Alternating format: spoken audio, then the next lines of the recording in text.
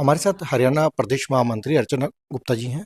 अर्चना जी, 9 तारीख को प्रधानमंत्री नरेंद्र मोदी जी पानीपत आ रहे हैं। हाँ जी। तो पानीपत की ऐतिहासिक धरती पर उन्होंने पहले भी एक बार महिलाओं के लिए घोषणा की थी। इस बार क्या प्रोग्राम है? देखिए 2015 22 जनवरी को प्रधानमंत्री जी ने भारत की महिलाओं के लिए बेटी बचाओ बेटी पढ़ाओ का एक नारा ही नहीं दिया था। उन्होंने भारत की बेटियों को बचाया भी, पढ़ाया भी और बहुत आगे बढ़ाया भी। और आज उसी कड़ी में 9 दिसंबर को मोदी जी पानीपत आ रहे हैं, जिसमें बीमा सखी योजना को वो लॉन्च कर रहे हैं, जिसके तहत भारत की 1 लाख महिलाओं को स्वावलंबी बनाया जाएगा।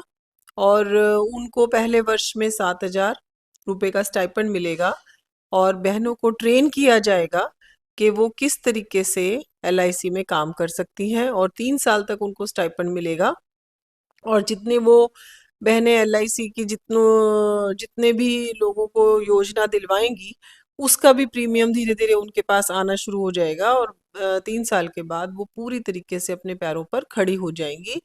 तो ये जिस तरीके से मोदी जी ने, चाहे एमएसएमई के तहत, चाहे मुद्रा योजना के तहत, जिस तरीके से बहनों को लोन देकर अपने पैरों पर खड़ा करने में मजबूत किया है, और उसी कड़ी में अगर हम देखें तो एक बहुत बड़ी संख्या में बहनें सेल्फ हेल्प ग्रुप में काम कर रही हैं, और उसी तरीके से ड्रोन दीदीज जो हैं हमने बनाई हैं।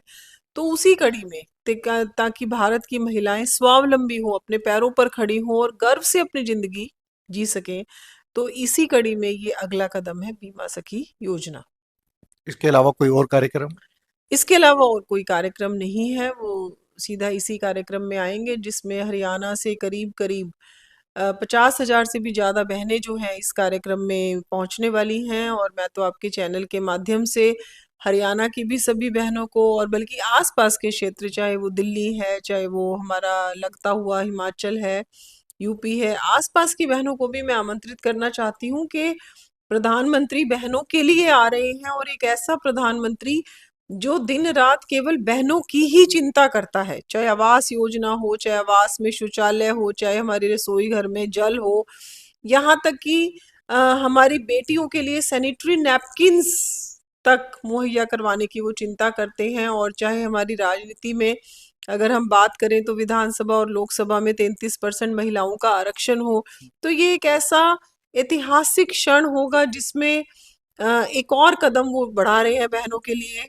उनको स्वावलंबन देने के लिए।